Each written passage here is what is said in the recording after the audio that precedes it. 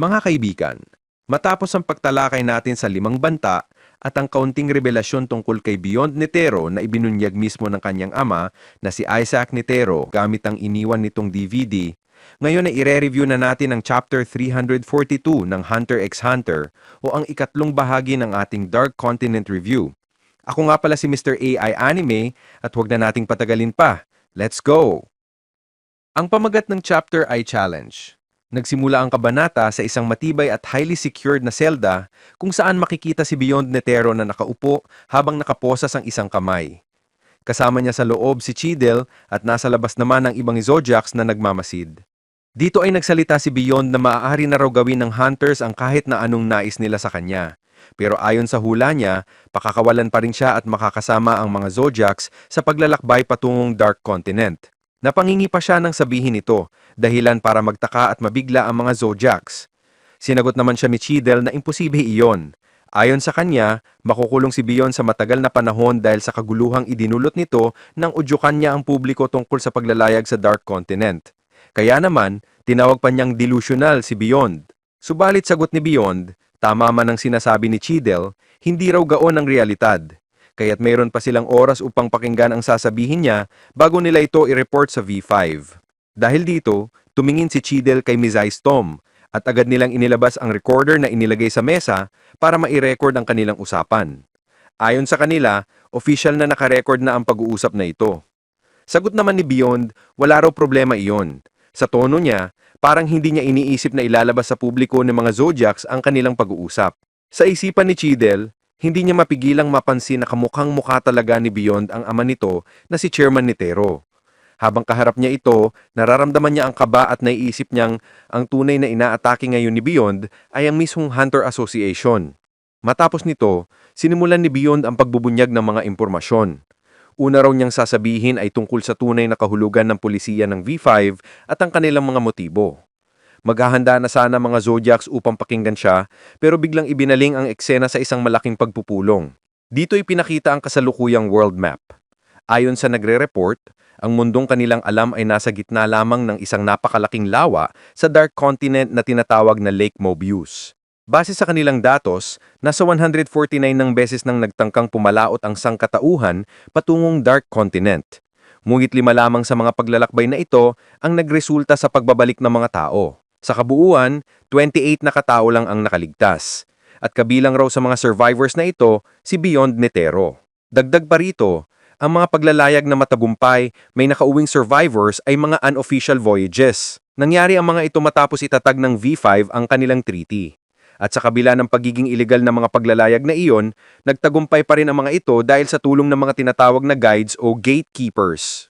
Ayon pa sa nagulat, imposible raw para sa sino mang tao na makatawid sa dagat patungo sa Dark Continent nang walang tulong mula sa mga guides. Kaya naman walang opisyal na misyon ang nagtagumpay na makarating at makabalik nang wala sila. Nagpatuloy ang ulat ni Steiner, ang Deputy Secretary ng IPA. Ayon sa kanya, lahat ng 28 na survivors ay may pambihilang lakas, resistensya at swerte. Ngunit sa kabila nito, 3 lamang sa mga ito ang nakapasa sa iba't ibang pagsusubok at nakabalik sa kanilang normal na pamumuhay. At dito niya idiniin ang survival rate ng mga paglalayag sa Dark Continent ay nasa 0.04% lamang. Napakababa para sa kahit sinong ordinaryong tao na magtangkang pumunta rito. Habang nagre-report si Steiner, may isang matanda na nagtanong sa kanyang katabi kung sino raw ba ang tinutukoy ng mga guides. Sagot ng isa, sila raw ay tinatawag ding gatekeepers ng Dark Continent. Nagtanong ulit ang matanda kung ano ang ibig sabihin ng gatekeepers. Ipinaliwanag ng kasama niya na basahin na lang nito ang nakasulat sa files. Ang mga gatekeepers daw ay mga angkan ng mga magical beasts na siyang nag-iisang koneksyon ng tao sa Dark Continent. Kung wala sila, imposibleng makarating ang sinuman doon. Maya-maya, nagtaas ng kamay ang isang babae at nagsalita na alam na raw nila ang lahat ng sinasabi ni Steiner, pati na rin ang susunod pa niyang ipapaliwanag ang tungkol sa 5 threats. Sinuportinan siya ng isa pa na nagsabing oo nga at nag-aaksaya lang sila ng oras. Kaya't nang tanungin ulit ng matanda kung ano ang ibig sabihin ng 5 threats, tumahimik na lang ang katabi niya at hindi na sinagot. May isa namang nagsalita at nag-point out na anumang diskusyon tungkol sa mga panganib ay lalo lamang magbibigay ng interes sa mga adventurers at sa mga bansa at businesses na naglalagay ng pera habang nakaupo lang sila at naghihintay ng resulta. Sagot naman ng isa, ang epekto raw ng mga babala ni Steiner ay baka magpababa lamang ng bilang ng mga aplikante para sa paglalayag, pero hindi iyon ang focus nila ngayon. Ang gusto raw nilang malaman ay kung paano pipigilan ang Kakin Empire. Sumagot si Steiner at ipinaliwanag na may file siya tungkol dito. Ayon sa Article 4 ng UN Charter of Basic Relations Treaty, sa paragraph 7 hanggang 9, nakasaad na dapat aksyonan ang mga kaso tulad ng epidemya, biological hazards, at iba pang di matukoy na banta. Kung ang isang bansa ay mapupunta sa delikadong sitwasyon, doon lamang pinapayagan ang paggamit ng puwersang milikar.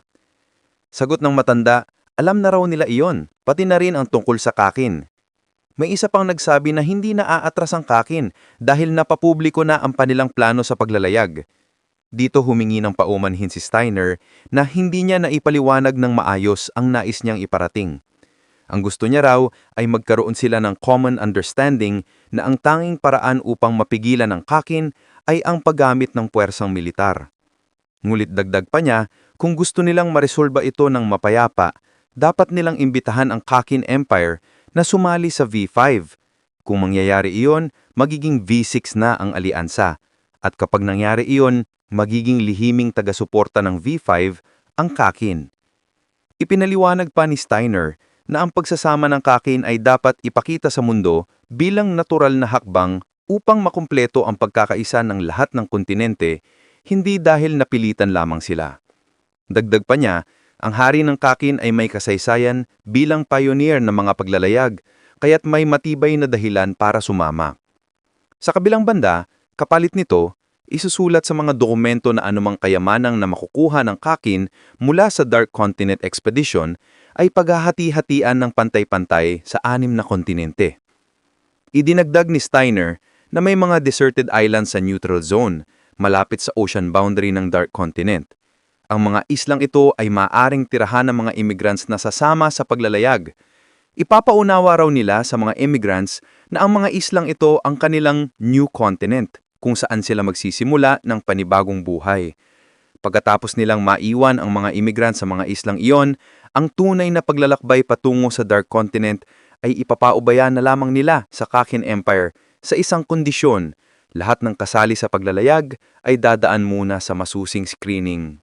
Dagdag pa ni Steiner, pagkatapos daw ng lahat ng yun ay hahayaan na lang nilang ang Kakin ang makaranas ng parehong kapalaran ng mga nagdaang paglalayag na kalaunan ay nagresulta sa pagkakabuo ng V5 noon. Matapos ang paliwanag na yon, nagsalita ang matanda at nagtanong kung kinakailangan daw ba nila ng escort para samahan ng Kakin sa paglalayag. Kaya tinanong niya kung maaari bang gawing escort ang Hunter Association. Sagot naman ni Steiner, inutusan daw talaga nila ang Hunter Association na dakpin si Beyond Nitero. Kapag nahuli na nila si Beyond, nasa association na raw ang desisyon kung paano siya kukumbinsihin. At kung magtagumpay ang Hunter Association sa pakikipag-negotiate kay Beyond, mapapatunayan nila ang kanilang tunay na halaga. Naitanong naman ng babae kung ano ang mangyayari kung pumalpak ang Hunter Association. Sagot ni Steiner, sila mismo ang makikipag-negotiate ng direkta sa hari ng Kakin dahil sigurado naman daw siyang mareresolba pa rin ang problema sa pamamagitan ng kanilang proposal na gawing miyembro ng V6 ang Kakin.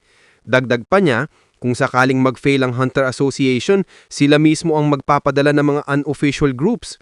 Mulit kung darating ang puntong yun, tataas ang kanilang budget ng 25% dahil mas mataas ang fee na babayaran sa mga grupong yun na gagampan sa tungkulin na sana ay naibigay sa Hunter Association.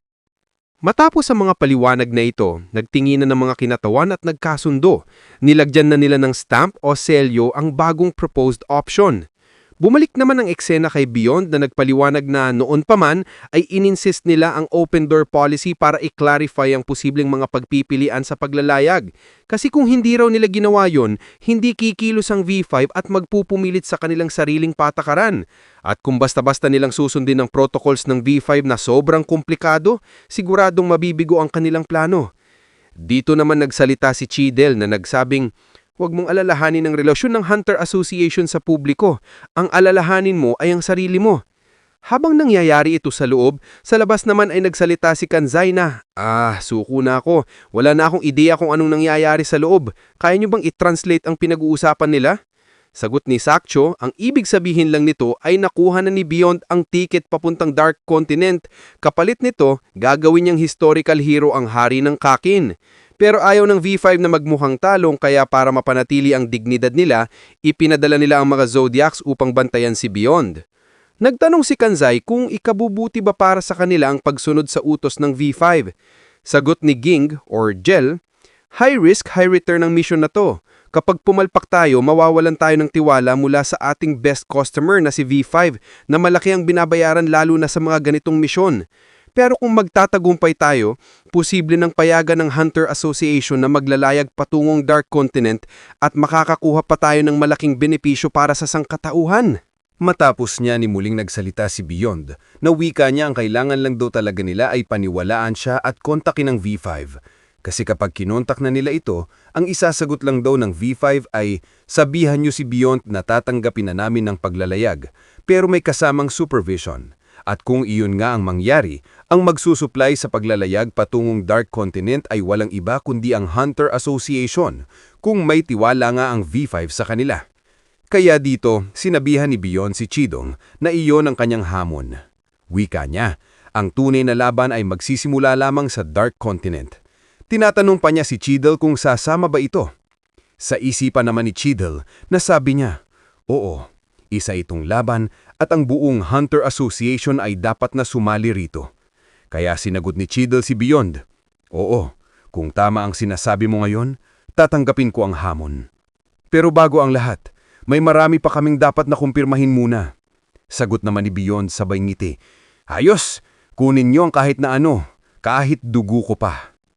Naisip naman ni Chidel na ine-expect na talaga ni Beyond na mapagkakamalan siyang peking anak ni Netero. Pero sa sarili niya, alam niyang totoo. Anak nga si Beyond ni Chairman Isaac Netero. Ang masakit lang, ginagamit sila ni Beyond bilang stepping stone upang makarating sa Dark Continent. Matapos nito, inutusan ni Chidel si Mizaistom na kontakin na ang V5. Paglabas ni Chidel sa silid, nasabi niya sa kanyang isipan na napilitan silang malagay sa sitwasyon na ito. Kahit patago ang naging deal nila at alam nilang ina-advantage lang sila ni Beyond, wala silang choice. Ito lang talaga ang pinakamabilis na paraan upang makarating sa Dark Continent. Ayon pa kay Chidel, pupunta sila sa isang napakadelikadong lugar at ang masama pa, kasama nila ang isang tusong kalaban na hindi magdadalawang isip na mandaya. Pero kahit ganun, hindi sila dapat matalo. Kaya sinabi ni Chidel sa lahat, mukhang pupunta nga talaga tayo sa Dark Continent kasama si Beyond at nagbago na ang plano. Isa na itong top secret mission at crucial mission mula sa V5. Hindi na lang tayo mga Zodiacs ang gagalaw dito. Kailangan na natin ang tulong ng buong Hunter Association. Nagsalita naman si Kansai, Ibig bang sabihin nito, magsasama-sama pa tayo? Saang parte ang maglalaban tayo? Sagot naman ni Gingwell or Gel, napapamahal mo talaga ako. Ang ibig sabihin lang, pupunta si Beyond sa Dark Continent bilang isang prisoner, pero siguradong tatakas rin siya para gawin ang gusto niya. At tayo naman, ang papel natin ay bantayan siya, bigyan ng solusyon ng mga banta, habang nakikipaglaban pa sa mga kasamahan niya. At hindi rin natin alam kung ano pang mga panganib ang susulpot sa isang kontinente na lubos na hindi natin alam.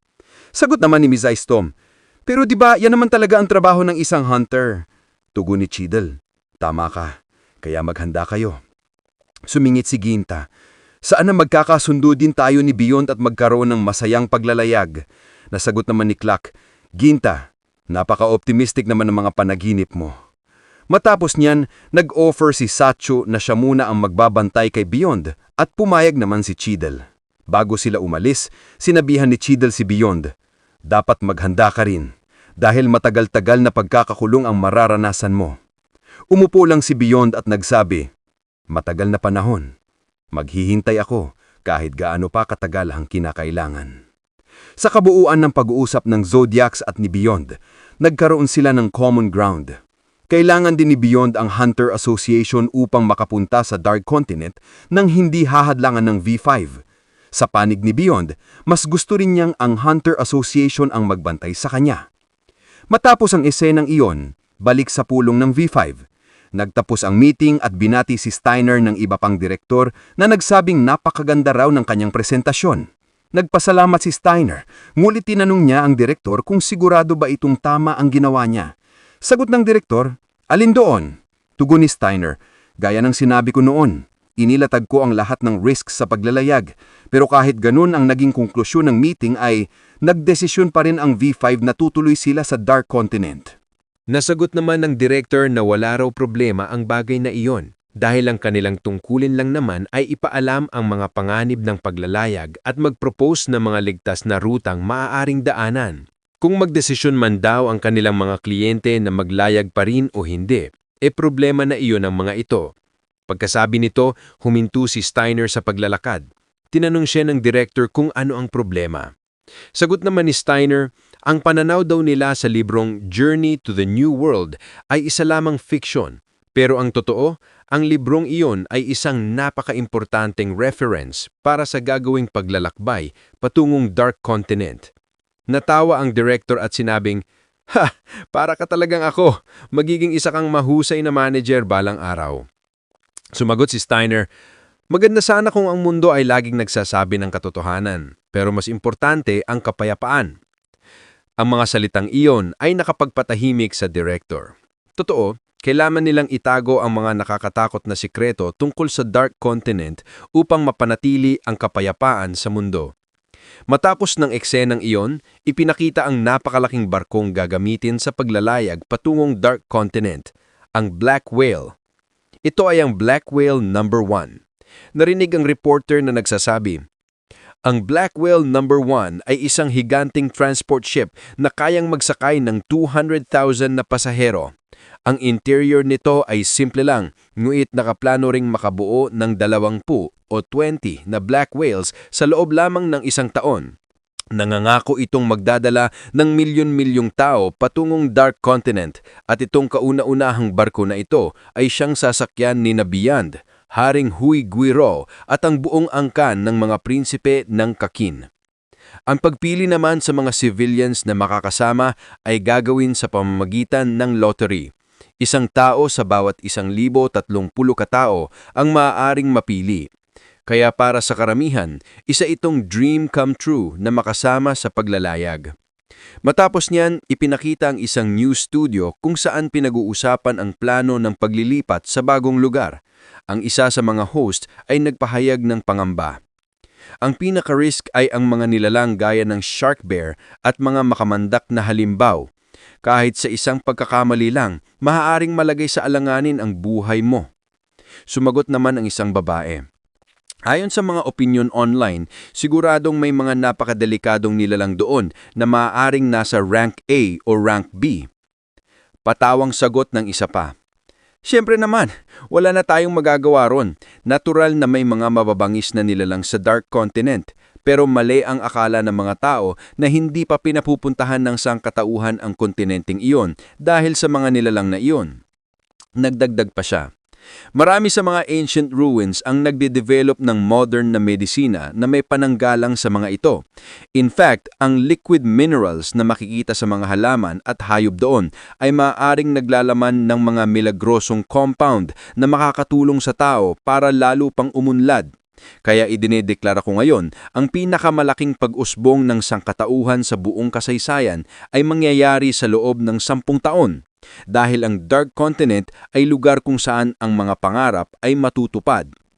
Habang sinasabi yon sa TV, ipinakita ang isang tao na naglalakad habang naka-on ang telebisyon.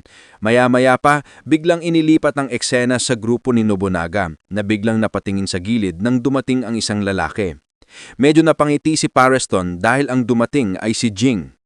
Binati siya ni Jing, "Pasali naman sa grupo ninyo. Di ba hindi nyo tinatanggihan ng mga nais sumama na interesado?" Nagulat si Pareston at napangiti rin. "Akala ko dumating ka para pigilan kami." Sagot ni Jing. Kaya nga ako naparito. Kasi itong kaguluhang nangyayari ngayon, yan ang pinakagusto mo, Pareston. Ang hilig mo kasi ay palaging magkaroon ng dalawang pagpipilian depende sa kung ano ang magiging sagot ng Hunter Association sa mga sasabihin ni Beyond. Patungkol sa paglalakbay sa Dark Continent, sigurado si Ging na pakakawalan ni Pariston ang 5,000 Chimera Ants. Mga kaibigan, alam naman natin na kinuha noon ng 100 na barko mula sa Hunter Association ang 5,000 Chimera Ants. Ngunit hindi pa ito napipisa ng mga Chimera Ants. Ang nalaman natin ngayon, galing pala iyon sa utos ni Pariston na ang acting vice chairman noon ang nag-utos sa paghakot ng mga itlog ng naiwang Chimera Ants. Matapos masabi ito ni Ging, isang napakalaking revelasyon ang ibinunyag. Posibleng talagang pakakawalan ni Pariston ang 5,000 Chimera Ants. Nakangiti pa rin si Pariston sa esenang iyon. Dagdag pa ni Ging, ang Hunter Association ay hindi na raw simpleng playground ni Pariston, kaya't huwag na raw makialam o gumawa ng problema si Pariston sa association. Sabay sabi ni Ging habang kaharap si Pariston, "Simula ngayon, ako na mismo ang makikipaglaro sa iyo hanggang sa magmakaawa ka na patigilin na ako." Pangiting sagot ni Pariston, "Sa wakas, bibigyan mo na talaga ako ng atensyon." Napangiti naman si Ging at sumagot, "Malalaman natin yan, o baka ginagawa ko lang ito bilang katuwaan lamang." Mga kaibigan, nagkaroon agad ng tensyon sa pagitan ng mga former Zodiacs. Kaya ang tanong, ano kaya ang tunay na pakay ni Pariston sa 5,000 Chimera Ants? At syempre, ano rin kaya ang pakay ni Ging na biglang dumating sa kuta ng team ni Beyond Netero? Marami pang revelasyon at sorpresa ang malalaman natin sa susunod na chapter. Dito natin tatapusin ang video sa huling panel. Bilang bonus, iginuhit ni Togashi ang mukha ng IPA director nung kabataan pa niya. Grabe talaga ang epekto ng pagtanda sa isang tao. Sana ay nagustuhan nyo ang ating video ngayon mga kaibigan. Kung ganon, can I get a like, comment, follow, or subscribe for more videos like this? Maraming salamat at pasensya na po wala tayong shoutout sa videong ito. Sa susunod na Hunter x Hunter review, magkakaroon na tayo ng shoutout sessions. Maraming salamat. This is Mr. AI Anime and see you guys again sa next video.